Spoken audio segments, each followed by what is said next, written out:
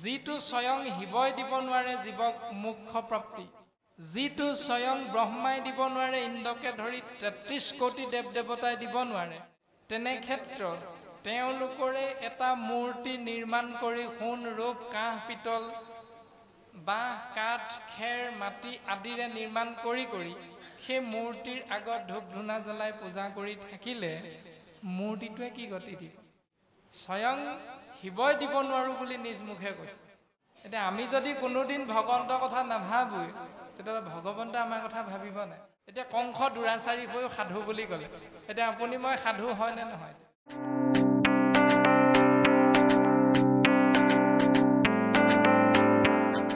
আঁঠু মোৰ বিষুৱাই দিলোগে, তথাপিতো ভাগৱতে কোৱা কথা এটাও পালন নকৰিলো। ভাগৱতে কি বুলি ক'লে? দুৰ্জন পুত্ৰ যদি উপজে বংশত, স্বৰ্গহন্তে পিতৃক পেলাৱে নৰ কত। ভাগৱতে এই বুলি ক'লে। দ্বিতীয়তে ভাগৱতে কি বুলি ক'লে?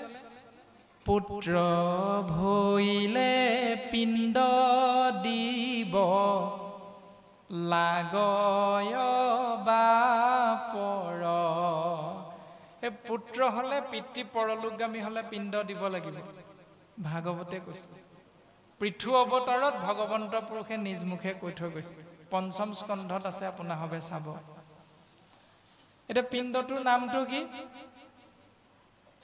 পুত্ৰ ভৈলে পিণ্ড দিব লাগয় বাপৰ, মোৰ পিণ্ড হুৱে জানা ভজিলে ঈশ্বৰ। মোৰ পিণ্ডটো সেইটোহে, তোমালোকে পুত্ৰ হিচাপে ঈশ্বৰক ভজা, ঈশ্বৰক চিন্তা কৰা। এতিয়া আমাৰ সন্তানবিলাকে নামঘৰলৈ গৈ ভাল পায় নে বেয়া পায়? বেয়া পায়। কাৰোবাৰ আগত নামটো চিনাকি দিবলৈ লওঁতে সোণটো কৃষ্ণ বুলি কোৱা মুখখন ইফালে ঘূৰাই দিব, মুখখন হেমেনা হেমেনি কৰিব, কৃষ্ণ বুলি নকওঁ লাজ লাগে। এতিয়া ভাগৱতে দিয়া সিদ্ধান্তকেইটা আমি গৃহস্থী ধৰ্ম পালন কৰোঁতে মানিছো নে নাই মনা? যদি এটাও মনাই নাই ভাগৱত পঢ়ি পঢ়ি, আপোনাৰ মোৰ লাভ কি হ'ল তেতিয়াহ'লে? সেই প্ৰত্যেকটো কথা আমি সমাজত পালন কৰা নিয়মকেইটা শাস্ত্ৰসন্মত হয় নে নহয়? ভাগৱতে কৈছে নে নাই কোৱা? বৃথা কথা কৈ কৃষক মৰহ, শাস্ত্ৰৰ তত্ত্ব নধৰি, ভোজনী সৰাধে একো কেনৰাধৈ, কৃষকনো বুলি হৰি। যেতিয়ালৈকে কৃষ্ণ বুলি নকবা ভোজনী শ্ৰাদ্ধ পিণ্ড দান দক্ষিণাই জীৱক গতি দিব নোৱাৰে, এই সিদ্ধান্তটো দিলে। তাৰপাছত কোন ভাগৱতে, কোন ভাগী ভাগৱতে ভোজনী সৰাধে নেৱ যজমান যজি, আকৌ পঢ়িবাক শুনিবে নোৱাৰে, কাণ কৰে গজ গজি। অ ভাগৱতৰ ক'ত ক'লে ভোজনী সৰাধ ছমহীয়া বছৰিকা যজমান মানে এই সংসাৰৰ পৰা এৰি গুচি যোৱা পৰলোকগামী হোৱা পিতৃ মাতৃৰ আত্মাৰ অৰ্থে ছমাহত ছমহীয়া, বছৰেকত বছৰিকীয়া, বছৰে বছৰে যিটো নিয়ম আমি পালন কৰি থাকোঁ সমাজ বিশেষে, সেই নিয়মকেইটা কৰিলে পিতৃ বৈকুণ্ঠগামী হ'ব, মাতৃ স্বস্থানে গতি কৰিব। ভাগৱতৰ ক'ৰবাত ক'লে নেকি? কোনো ভাগৱতে ভোজনী সৰাধে নেও যজমান যজি, এবাৰো কোৱা নাই, এষাৰি পদেও কোৱা নাই। তেনে ক্ষেত্ৰত আপুনি মই পালন কৰি থকা সেই নিয়মকেইটা যদি শাস্ত্ৰসন্মত নহয়, তেতিয়াহ'লে ভাগৱত পঢ়ি পঢ়ি কামিহাৰ বেকা হোৱাৰ বাহিৰে আপোনাৰ মোৰ একো লাভ নহয়। এইটোহে হ'ব বুলি কৈছে। গতিকে আমি চিন্তা কৰাটো অতীব প্ৰয়োজন যে ভগৱন্ত পুৰুষে উদ্ধৱক ক'বলৈ যোৱা সিদ্ধান্তখিনি মাধৱে বুলন্ত সখী শুনিও সিদ্ধান্ত তুমি মোৰ মহামিত্ৰ ভকত একান্ত। এতিয়া একান্ত ভকত হিচাপে আমি শাস্ত্ৰসন্মতে নিয়মকেইটা পালন কৰিবৰ বাবে ভগৱন্ত পুৰুষৰ নিজ মুখৰ দ্বাৰা নিগৰিত বাণী যে বৈকুণ্ঠৰ শাস্ত্ৰ কৃষ্ণ মুখৰ বচন আৰু কি তত্ত্বক পায় যেই সেইজন। ইয়াৰ তত্ত্ব সকলোৱে পাবনে? সেই সকলে পাব বুলি সিদ্ধান্ত দিছে। কোন সকলে? শুদ্ধ ভাৱে লৈলে যিটো কৃষ্ণত শৰণ, শুদ্ধভাৱে যিজনে কৃষ্ণত শৰণ গ্ৰহণ কৰিব, ভকতিৰ প্ৰভাৱে নিৰ্মল ভৈল মন। ভক্তিৰ প্ৰভাৱত হৃদয়খন নিৰ্মল হৈ যাব। এতিয়া ভগৱন্ত ক'ত থাকে আপোনাৰ হবে জানে? আপুনি মই আজি নামঘৰলৈ আহিলোঁ কিয়? কাৰণ নামঘৰত ভগৱন্ত আছে বুলি আপোনাৰ মোৰ শাস্ত্ৰসন্মতে এটা ধাৰণা আছে। এতিয়া সেই শাস্ত্ৰসন্মতে ধাৰণাটো পদে কেনেকৈ প্ৰকাশ কৰিছে? এৰাম শ্ৰৱণ কীৰ্তন ধৰ্ম প্ৰকাশে জৈত জৈত, দ্বিতীয় বৈকুণ্ঠ তাংকে বোলে মহাসত্ৰ।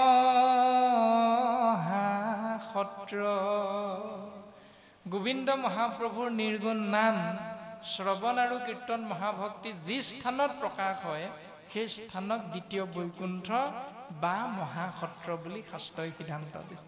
এতিয়া আমি যি স্থানত আছো এয়া দ্বিতীয় বৈকুণ্ঠ আৰু মহাসত্ৰ। এতিয়া এই স্থান সদায় নামঘৰীয়াই পৰিষ্কাৰ কৰি ৰাখে। ইয়াত দুৰ্গন্ধ আহিবলৈ নিদিয়ে। ইয়াত কেৱল এই পবিত্ৰ স্থানত সুগন্ধযুক্তহে হৈ থাকে। যদি এই সুগন্ধযুক্ত হোৱাৰ বাবে আমি নামঘৰত বহি থাকি নামঘৰলৈ আহি ভাল পাওঁ, তেতিয়াহ'লে ভগৱন্তই দুৰ্গন্ধ থকা জেগাত থাকি ভাল পায় নে বেয়া পায়? স্বাভাৱিকতে বেয়া পাব, কাৰণ আমি অপৰিষ্কাৰ জেগাত থাকি বেয়া পাওঁ। ভগৱন্তইও অপৰিষ্কাৰ লেতেৰা স্থানত থাকি বেয়া পায়। এতিয়া লেতেৰা স্থান কোনে? আমি চিন্তা কৰিব লাগিব।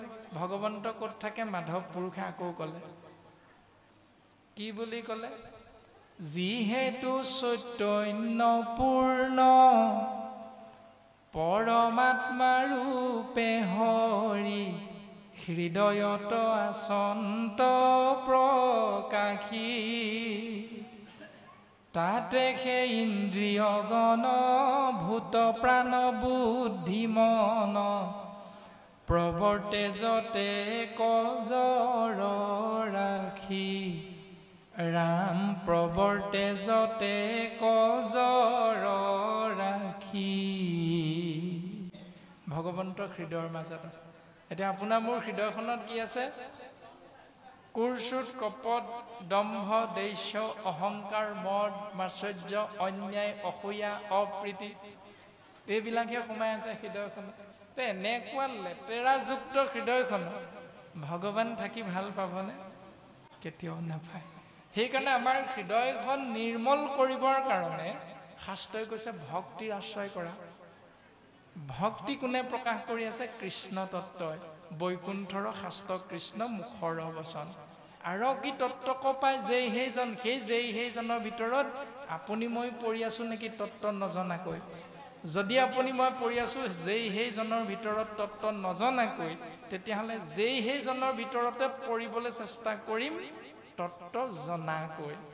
এতিয়া কেনেকৈ আগবাঢ়িবলৈ ক'লে? শুদ্ধভাৱে লৈলে যিটো কৃষ্ণত শৰণ, ভকতিৰ প্ৰভাৱে নিৰ্মল ভৈল মন। তাৰ পাছত সিদ্ধান্ত দিলে, নিৰ্মল মনৰ যেতিয়া গৰাকী সম ভক্তিৰ মাধ্যমেৰে, তেতিয়া সিদ্ধান্ত দিছে সিহি মহাজনে আৰু তত্ত্বক জানয়, ভাগৱত পুৰাণৰ কহিলো নিৰ্ণয়। ভাগৱত মহাপুৰাণে ভাগৱত উত্তম শাস্ত্ৰই আমাক ক'লে সেইজনৰ নামটো হ'ল মহাজন। তেওঁহে ইয়াৰ তত্ত্বটো লাভ কৰিব পাৰিব, সত্য শুদ্ধ কথা। এতিয়া মহাজন বুলি কেলে ক'লে? কাৰণ তেওঁ শুদ্ধভাৱে কৃষ্ণত শৰণ ল'লে। মাধৱ পুৰুষে কি বুলি ক'লে? এই ৰাম হৰিত শৰণ লয়া যিটো জন,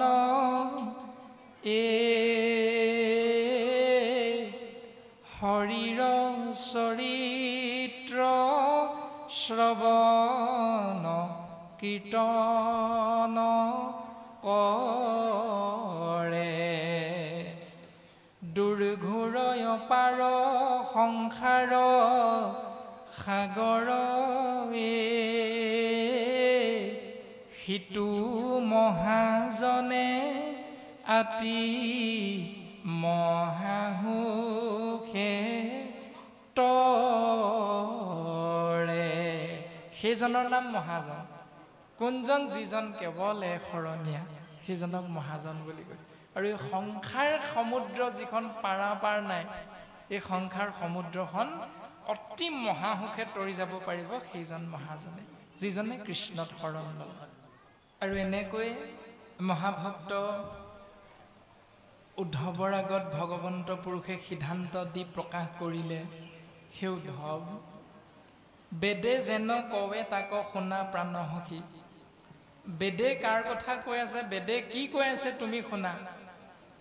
বেদৰ কথাখিনি ভগৱন্ত পুৰুষে কৈছে দুটা বিশেষ পথৰ কথা, যে মায়াময় বেদ ধৰ্ম সবাকো উপেক্ষী।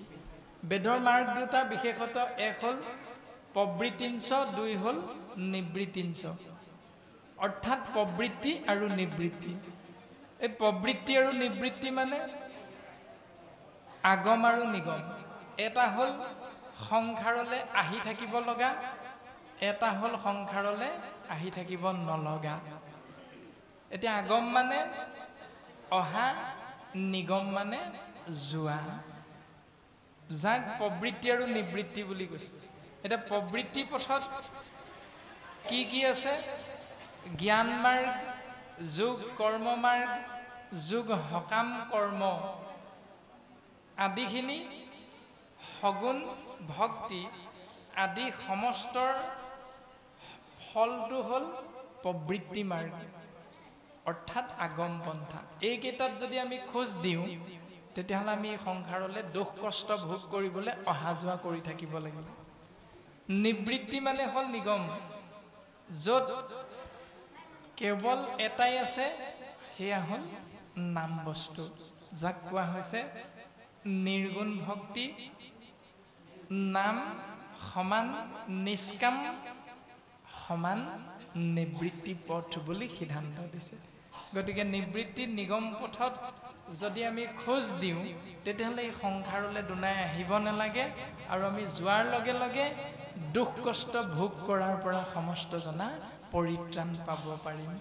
আৰু সেই বেদৰ কথা ভগৱন্ত পুৰুষে উদ্ধৱক কৈছে, উদ্ধৱ তুমি শুনা, মহি বিনে বেদে কিছু আনন বখানে, চাৰিও বেদৰ তত্ত্ব অৰ্থ এহি মানে।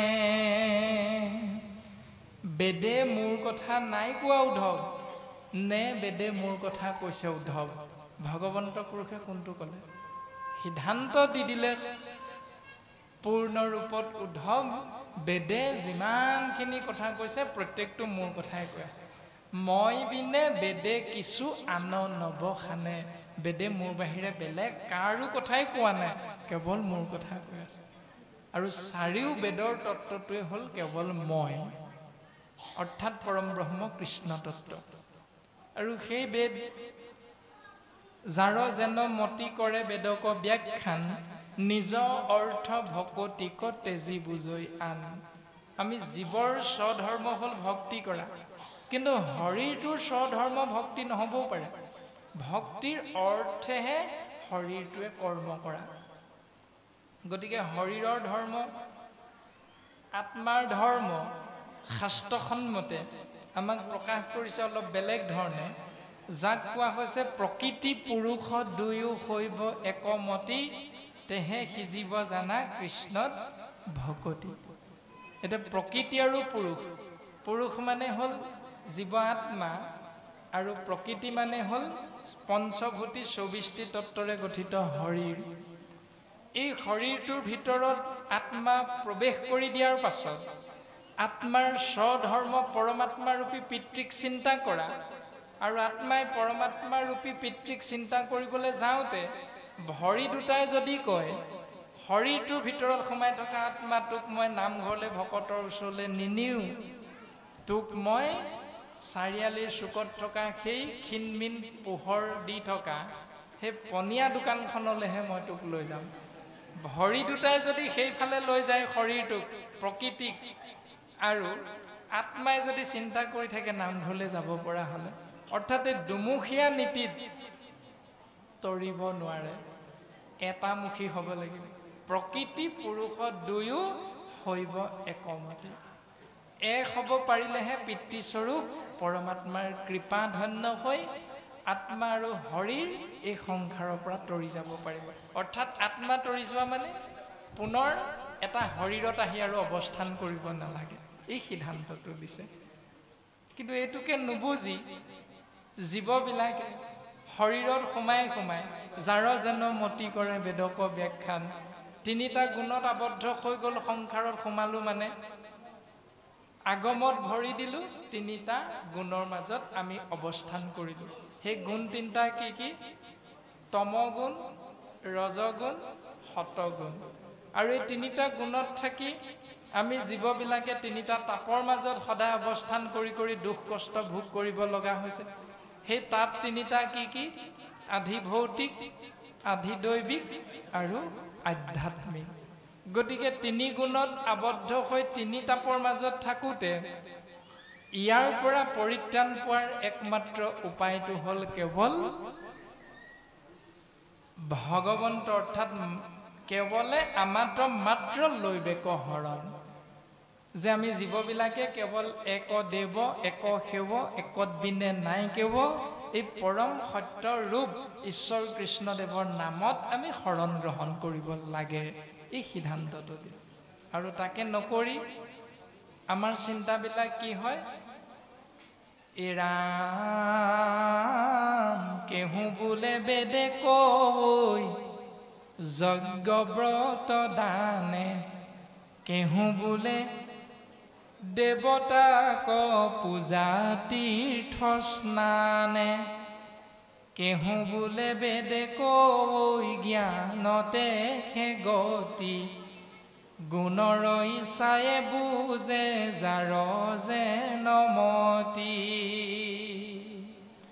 কোনোৱে কৈ দিলে যজ্ঞ কৰা, ব্ৰত কৰা, দান কৰা।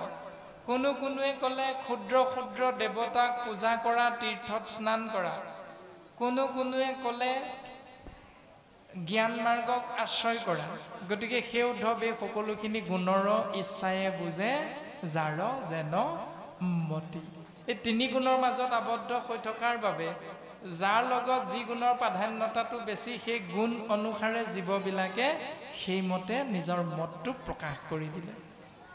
তাৰ পাছত সিদ্ধান্ত দিলে, এই ৰামে কটু মন্দমতি শাস্ত্ৰ নকৰে বিচাৰ, কৰৈ কুল ধৰ্ম পূৰ্ব পুৰুষ আচাৰ, তাকো এৰি লবে কটু পাখণ্ডৰ মতি, মোক যাই মোক নপাৱে অধম ধুগতি। কিছুমান এনে মহামূঢ়মতী লোক আছে যিসকলে শাস্ত্ৰ বিচাৰ নকৰে, কুল ধৰ্মটো পূৰ্বপুৰুষৰ আচাৰ মতে কৰিবলৈ চিন্তা কৰি থাকে।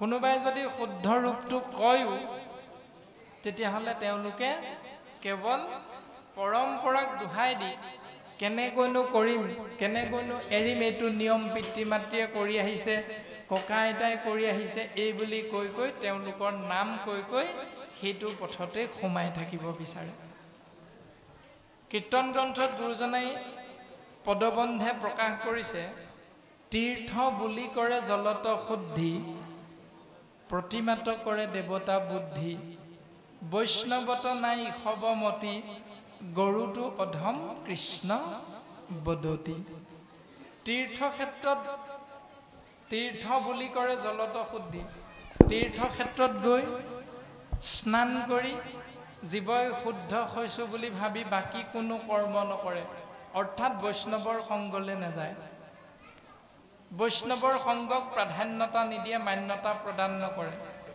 প্ৰতিমাত কৰে দেৱতা বুদ্ধি মূৰ্তিৰ আগত গৈ ঈশ্বৰ বুলি সেই মূৰ্তিক সেৱা পূজা কৰে একো একোটা জীৱক হত্যা কৰি বৈষ্ণৱত নাই খবমতি ভকতৰ সংগলৈ নাযায় ভকতৰ সংগক শ্ৰেষ্ঠত্ব মান্যতা প্ৰদান নকৰে সেইসকলক গৰুটো অধম কৃষ্ণ বদতি বুলি কৈছে ঈশ্বৰ কৃষ্ণ কৈছে তেওঁলোক গৰুতকৈও অধম এতিয়া আমি সেই ব্যৱস্থাটোৰ মাজত আছো নেকি আমি নিজে চিন্তা কৰাটো অতিব প্ৰয়োজন এনেকৈ ভগৱন্ত পুৰুষে উদ্ধৱ মহামহন্তৰ আগত সিদ্ধান্ত দিলে উদ্ধৱ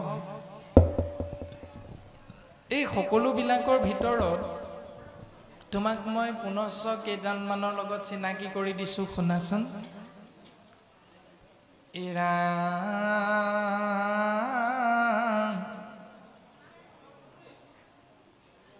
ব্ৰহ্মা হৰহলাই উদ্ধ লক্ষ্মী প্ৰিয় জায়া পৰম সুন্দৰত মূৰ দেখা কেনেকায়া অধিক সবাতে তুমি প্ৰাণ প্ৰিয়তম নাহিয়ান বান্ধৱ উদ্ধৱ তুমি সম মোৰ অতিব আপোন হ'ল সৃষ্টিকৰ প্ৰজাপতি ব্ৰহ্মা মোৰ অতি মৰমৰ তেওঁতকৈও মৰমৰ হ'ল মোৰ শিৱ তেওঁতকৈও মোৰ মৰমৰ হ'ল মোৰ দাদা মোৰ ককাইদেউ বলৰাম তেওঁতকৈও মোৰ মৰমৰ হ'ল মোৰ প্ৰিয়তমা ভাৰ্যা লক্ষ্মী এই সকলোতকৈ মোৰ প্ৰিয় হ'ল মোৰ শৰীৰটো কিন্তু মোৰ শৰীৰতকৈও অতিব আপোন কোন জানানে উদ্ধৱ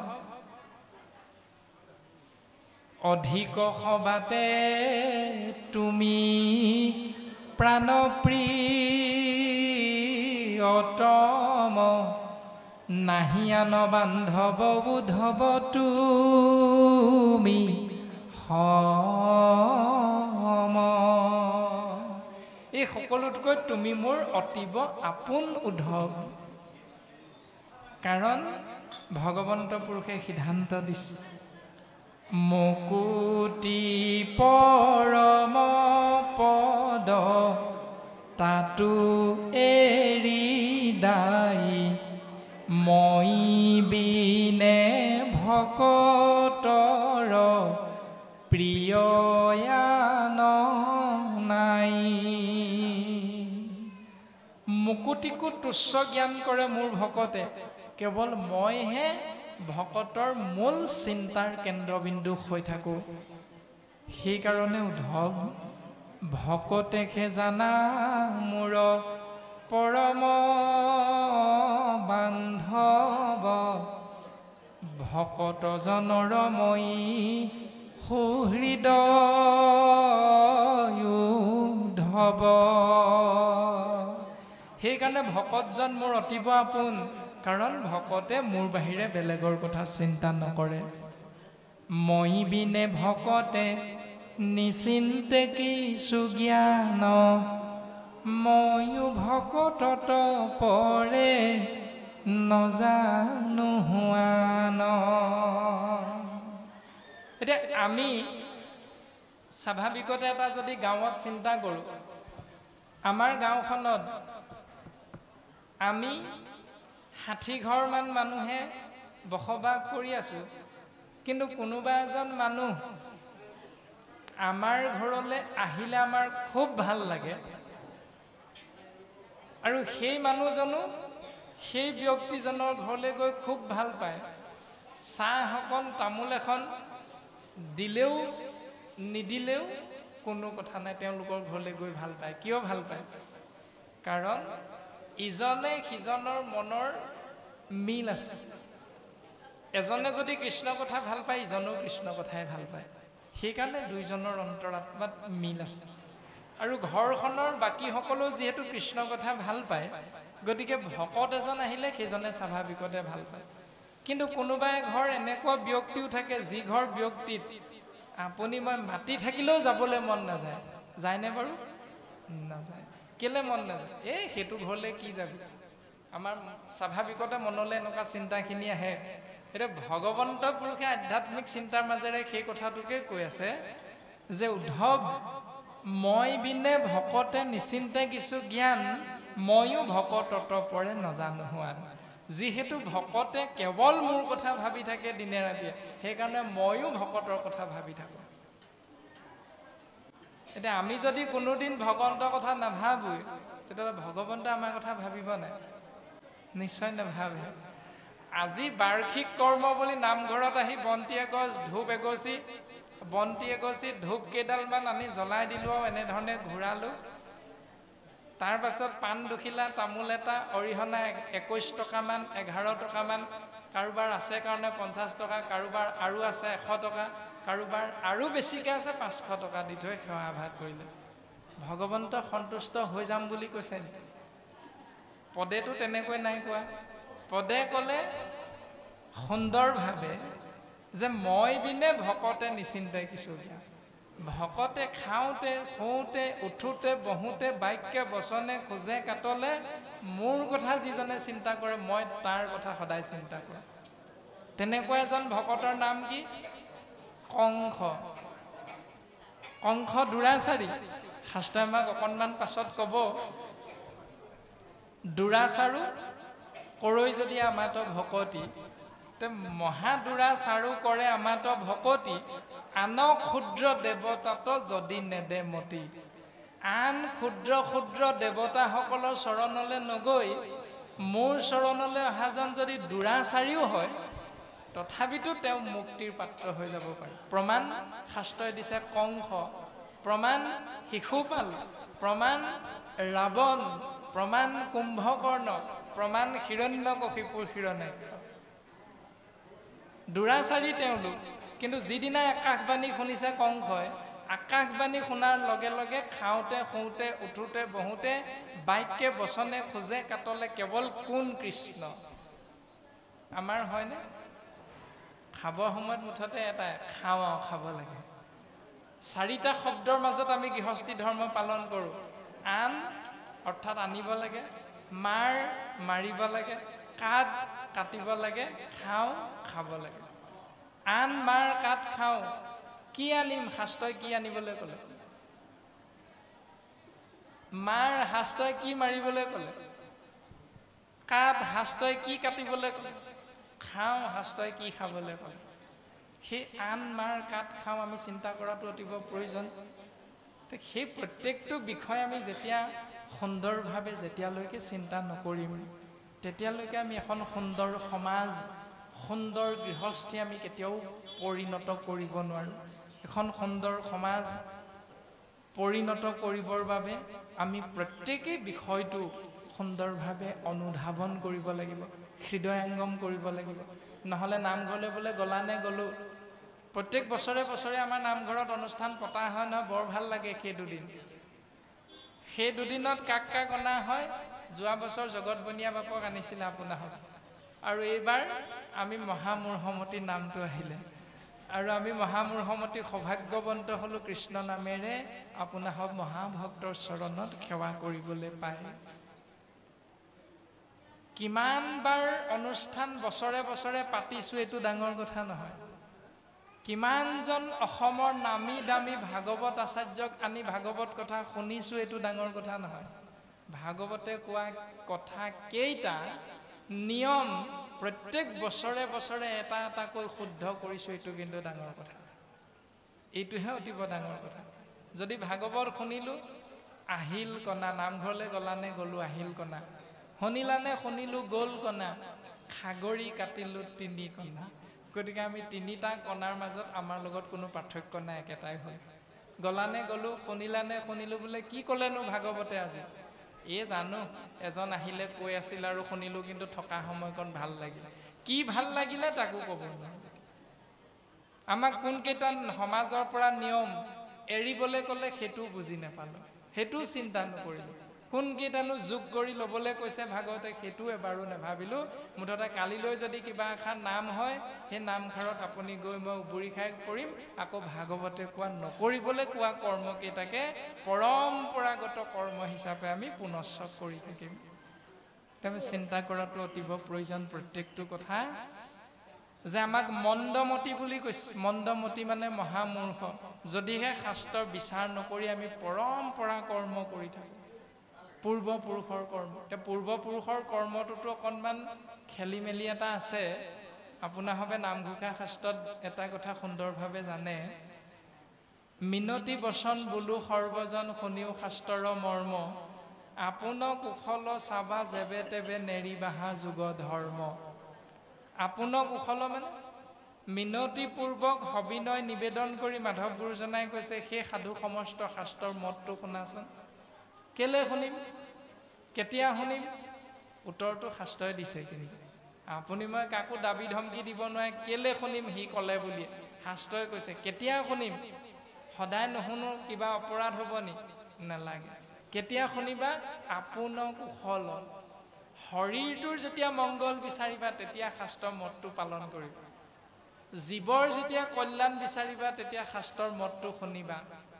যেতিয়া ইষ্ট মিত্ৰ কুটুম্ব বংশ পৰিয়ালৰ যেতিয়া বিপদ হ'ব তেতিয়া শাস্ত্ৰৰ মতটো অনুসৰণ কৰিবা। গোটেই জীৱনটো নকৰিলেও নালাগে, কিন্তু গুৰুজনাই এনেকৈ সিদ্ধান্ত দিছে। এতিয়া মতকেইটা কি কি?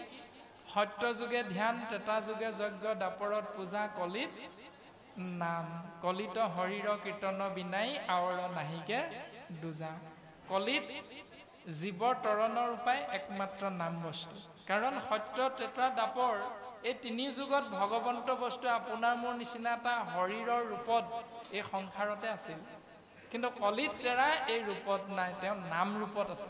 সেইকাৰণে নাম মানে দেৱদত্ত। গতিকে নাম যদি আশ্ৰয় কৰা, সেই নিৰ্গুণ প্ৰভু ভগৱন্ত ঈশ্বৰ কৃষ্ণৰ কৃপা আমি জীৱই লাভ কৰিব পাৰিম বুলি সিদ্ধান্ত দিছে। এতিয়া সেইখিনি কৰা ব্যৱস্থাটো, যেতিয়া আমি মংগল বিচাৰিম, জ্বৰ হ'ল, জ্বৰ হোৱাৰ লগে লগে আমি ক'লৈ যাম? ডাক্তৰৰ ওচৰলৈ। ডাক্তৰে আমাক কি হৈছে বুলি সুধিলে কি বুলি ক'ম? জ্বৰ হৈছে। জ্বৰ হোৱাৰ লগে লগে কেইদিন হ'ল? উত্তৰটো দিম 4 দিনমান হ'ল বা 2 দিনমান হ'ল বা কালি ৰাতিৰ পৰা জ্বৰ হৈছে, ছাৰ আপোনাৰ ওচৰলৈ লৈ আহিছোঁ। তেতিয়া ডাক্তৰজনে চাব, চাই মেলি প্ৰেছক্ৰিপশ্যন এখনত লিখি দিব, বিভিন্নটা ঔষধ নিয়মকেইটা বতাই দিব। বোলে এইটো ৰাতিপুৱা খালী পেটত, বাহি পেটত, আৰু এইটো আহাৰ খোৱাৰ পাছত, এইটো আহাৰ খোৱাৰ আগত, দিনে 2 বাৰ, দিনে 3 বাৰ, প্ৰত্যেকটো নিয়ম আমাক বুজাই দিব। তে নিয়মটো বুজাই দিয়াৰ পাছত ফাৰ্মেচীৰ পৰা দৰৱকেইটা লৈ ঘৰলৈ আহি কাগজখনৰ সৈতে পলিথিন এটাত ভৰাই যদি গজাল মাৰি থোৱা বেৰখনৰ ওপৰত গজালটো ওলমাই থৈ দিওঁ, এটাও নাখাওঁ, বেমাৰ ভাল হ'বনে নহয়? এতিয়া নিশ্চয় বেমাৰটো ভাল নহয়। বোলে খালোঁ নহয় মই টেবলেট, বোলে কেনেকৈ? ডাক্তৰে কোৱা নিয়মকেইটা বিপৰীতে খাই দিলোঁ। খালী পেটত খাবলৈ কোৱাটো খাই উঠাৰ পাছত খালোঁ, খাই উঠাৰ পাছত খাবলৈ কোৱাটো খোৱাৰ আগতে খাই দিলোঁ। এনেকৈ উলট উভতকৈ খালে ভাল হ'বনে বেয়া হ'ব? স্বাভাৱিকতে বেয়া হ'ব।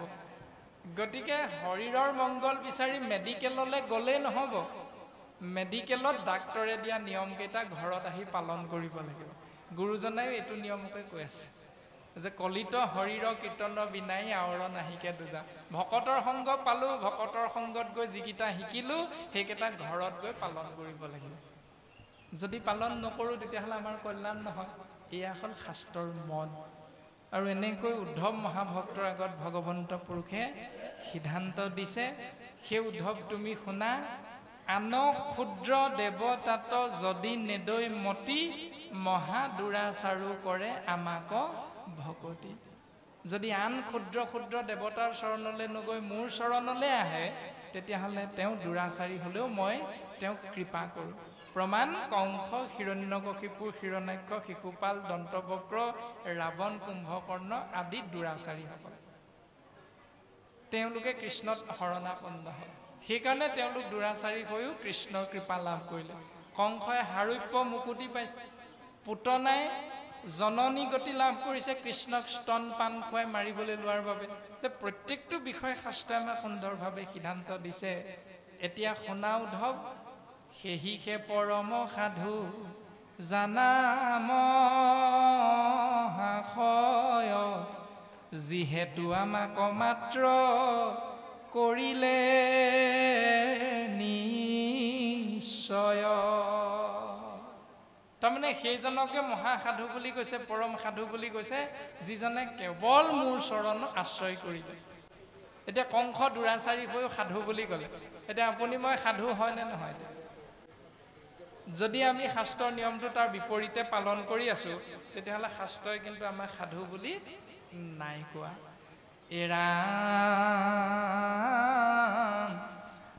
কোটৰ কি পণ্ডিতে যদি নমানে, ইহাক ঢোলকো বায়ুৰ্ধ বাহু খন্দাতাৰ বাক। বাক মানে কথা। কুটৰ্কী পণ্ডিতসকলে মই কোৱা এই পৰম সত্য কথাকেইটা যদি কুটৰ্কী পণ্ডিতসকলে মানি নলয়, সেই উদ্ধৱ তেওঁলোকৰ কথা তল পেলাবৰ কাৰণে তুমি ঊৰ্ধ বাহু কৰি ঢোল এটা দবা এটা কোবাই দিলেও তোমাৰ একো অপৰাধ নহয়। যিসকলে মই কোৱা কথাকেইটা নেমানে, তেওঁলোকৰ বাক্য খণ্ডন কৰিবলৈ ঢোল কোবাই দিবা, কোনো অপৰাধ নহয়, মই কৈছোঁ, এইবুলি ভগৱন্তই উদ্ধৱক কৈছে। তাৰ পাছত সিদ্ধান্ত দিলে, উদ্ধৱ তুমি শুনা, চাৰিও বেদৰ তত্ত্ব কৰিয়া নিশ্চয়, অৰ্জুনতে গীতাত কহিছা কৃপাময়। চাৰিও বেদৰ তত্ত্ব সুন্দৰভাৱে গীতা জ্ঞানৰ জৰিয়তে অৰ্জুনৰ আগত মই প্ৰকাশ কৰিছোঁ। উদ্ধৱ তুমি শুনা, আমাক কোন কোন বাটেৰে আহিলে নাপায় জানেনে? জানানে?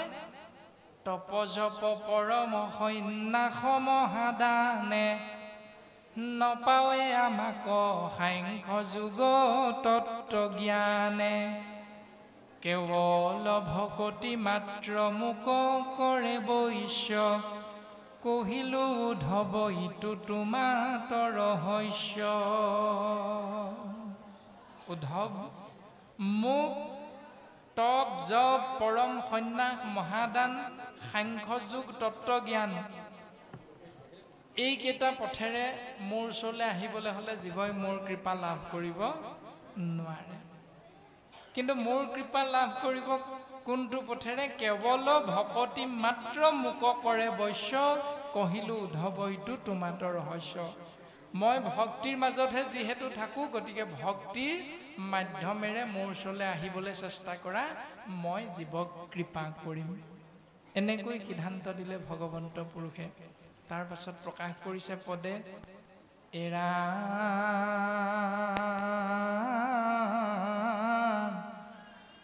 কৃষ্ণৰ বচন শুনি মুখ্য হৰিদাস, প্ৰণামী পুচন্ত পুনু তেজিয়া নিশ্বাস।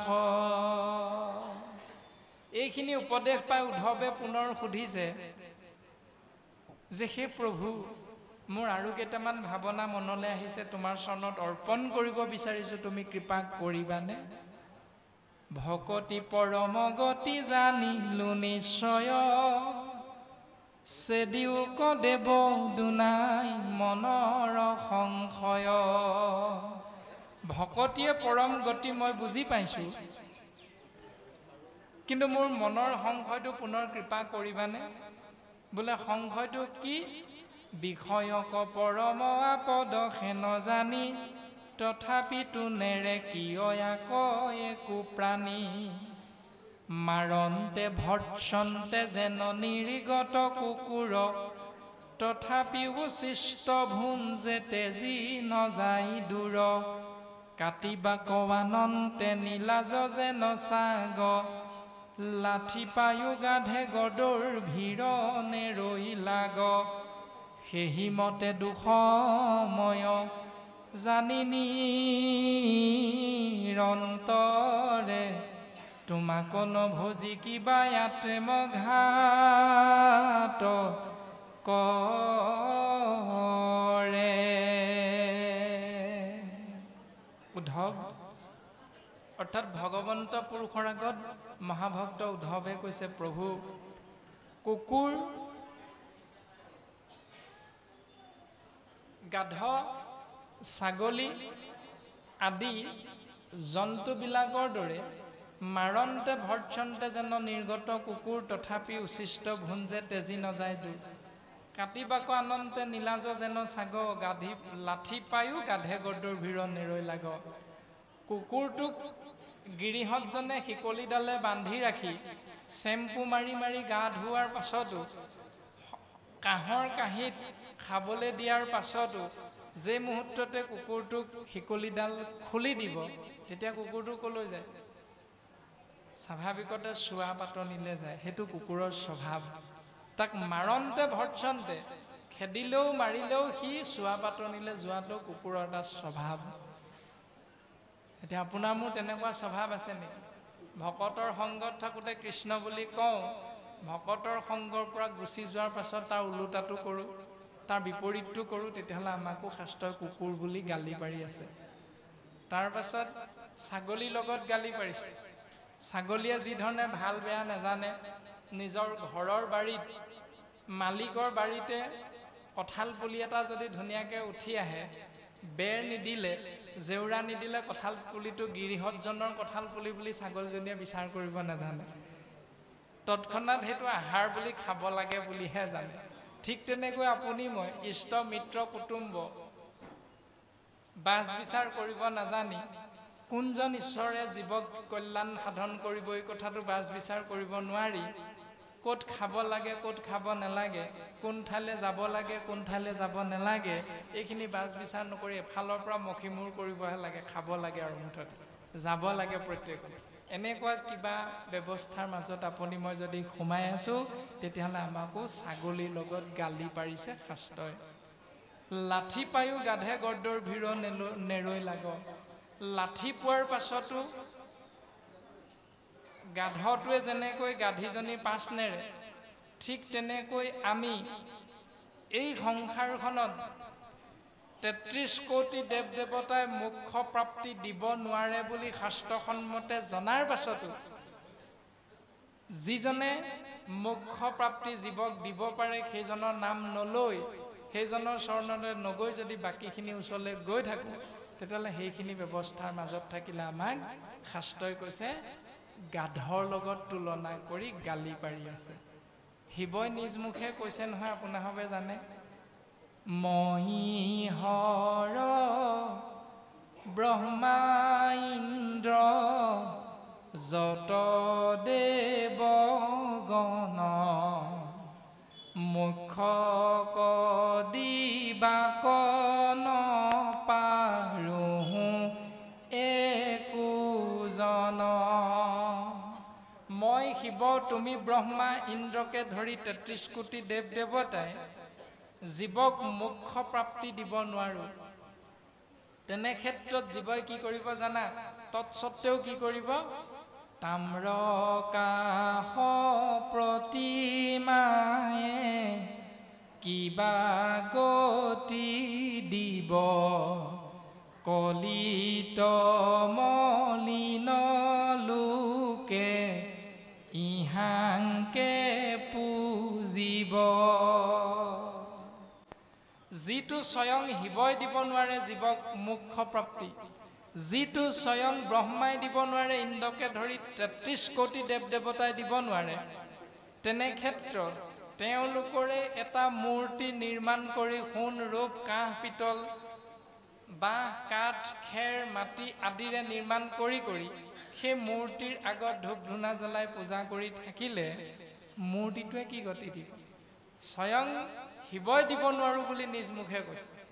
তেনে ক্ষেত্ৰত আমি যদি মুখ্য প্ৰাপ্তি দিব পৰা এক ঈশ্বৰ কৃষ্ণদেৱৰ চৰণলৈ নগৈ অন্য দেৱতাৰ চৰণলৈ যাওঁ, তেতিয়াহ'লে লাঠি পায়ো গাধে গদৰ্ভীৰ নেৰৈ লাগ।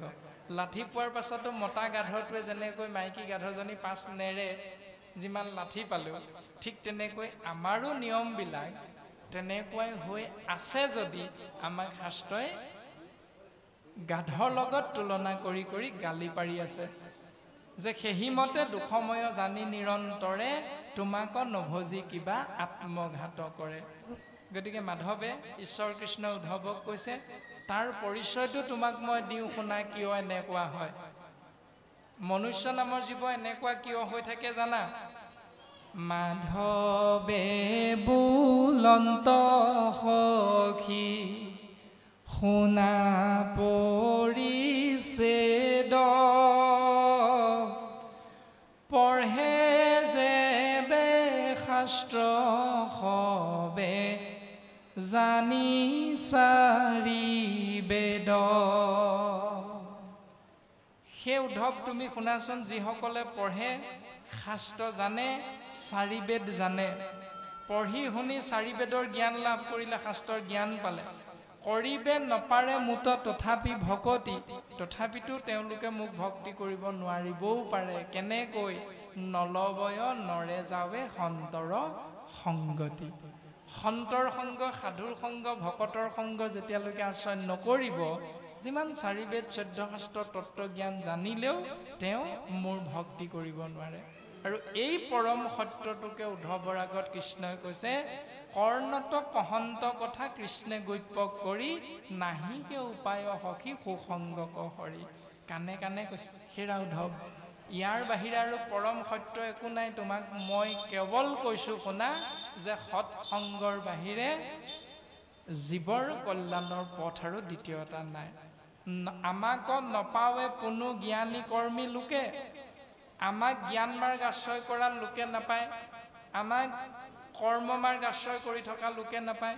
আৰু গুৰুজনে কীৰ্তন গ্ৰন্থত লিখিছে, আপোনাৰ হবে জানেই, ৰাখিলাহা কৰ্মকাণ্ড অজ্ঞানীৰ পদে, কৰ্মিক নুগুছে পৰমা পদে। কৰ্মকাণ্ড মাৰ্গটো অজ্ঞানীসকলৰ কাৰণে ৰাখিছে, আৰু অজ্ঞানীসকলৰ ভিতৰত কৰ্মকাণ্ড যিসকলে পালন কৰিছে সেইসকলৰ ভিতৰত আমি পৰিছোঁ নেকি? তাৰমানে শ্ৰাদ্ধ পিণ্ড দান দক্ষিণা যাগ যজ্ঞ পূজা পাতল কৰ্ম মাৰ্গ আৰু জ্ঞান মাৰ্গ আমি কৰি আছো নেকি? যদি আমি কৰি আছো, শাস্ত্ৰই আমাকে অজ্ঞানী বুলি গালি পাৰি আছে। কিন্তু উদ্ধৱ, আমাক নপাৱে পুনু জ্ঞানী কৰ্মী লোক, সাধু সংগে অৱশ্যকে বৈশ্য কৰে মোক। কিন্তু সাধু সংগত মোক জীৱই লাভ কৰিব। আৰু কোনকেইটা পথত মোক নাপায় জানানে উদ্ধৱ? নপাৱে মোহু কলাগ যোগ যজ্ঞ দানে, মহামন্ত্ৰ জপি কোটি শততীৰ্থ স্নানে। ভগৱন্ত ঈশ্বৰক জীৱই লাভ কৰিব নোৱাৰে যাগ যজ্ঞ দান মহামন্ত্ৰ জপ কৰি কোটি কোটি শত শত তীৰ্থ স্নান কৰাৰ ফলতো মোক জীৱই লাভ কৰিব নোৱাৰে। আৰু কোনটো পথেৰে? নপাৱে আমাক একাদশী উপবাসে, নকৰয় বৈশ্যমুক পৰম সন্নাসে। একাদশী ব্ৰত পালন কৰিলে মুখ নাপায়, উপবাসে থাকিলেও মুখ নাপায়, নকৰয় বৈশ্যমুক পৰম সন্নাসে, সন্নাস পালন কৰিলেও মোৰ কৃপা লাভ কৰিব নোৱাৰে।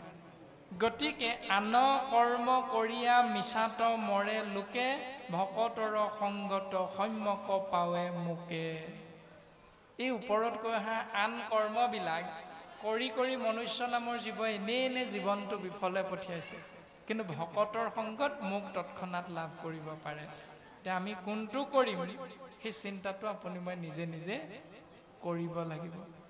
বৰ্তমান পদে আমাক এনেকৈ সিদ্ধান্ত দিছে।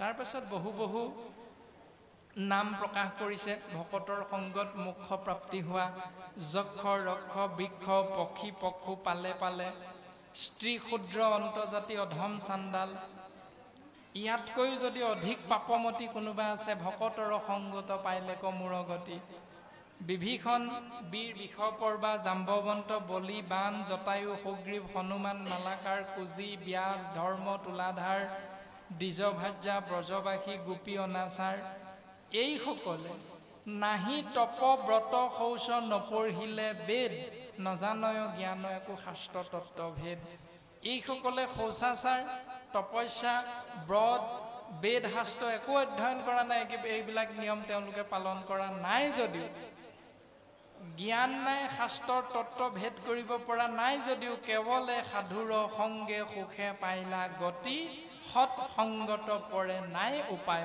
সম্প্ৰতি সৎসংগৰ বাহিৰে মোক লাভ কৰিব পৰা দ্বিতীয়টা উপায় আৰু নাই আৰু সাধুৰ লক্ষণ এটা প্ৰকাশ কৰিছে এৰাম মইয়েৰে ভকতৰ নাহিকে অন্তৰ মোৰ সংগয়েৰে হৰি সংগতি সন্তৰ এতেকে লৈক সাধু সংগ সৰ্বক্ষণ শুনিও সখী আবে সাধুৰ লক্ষণ এতিয়া সাধুৰ সংগত জীৱৰ গতি হয় সাধুনো কেনেকুৱা ভকতৰ সংগত জীৱৰ গতি হয় ভকতনো কেনেকুৱা এই দুটা কথা আমি জানিব লাগিব শাস্ত্ৰই কৈছে ভকতৰ সংগত গতি হ'ব ভকতজন কেনেকুৱা একান্ত ভকত এক যুগ অন্ত যাৰ এজন স্বামী আছে যাৰ স্বামী দ্বিতীয়জন বা তিনিজন নহয় যাৰ স্বামী কেৱল এজন সেইজনৰ ভকতৰ সংগত জীৱৰ কল্যাণ হ'ব তাৰ পাছত ক'লে সাধুৰ সংগত জীৱৰ কল্যাণ হ'ব সাধুজন কেনেকুৱা জানি ভকতি হে সমস্তে পুণ্যৰু হুৱে পাত্ৰ জানি নিজ ধৰ্ম তেজি মোক ভজে মাত্ৰ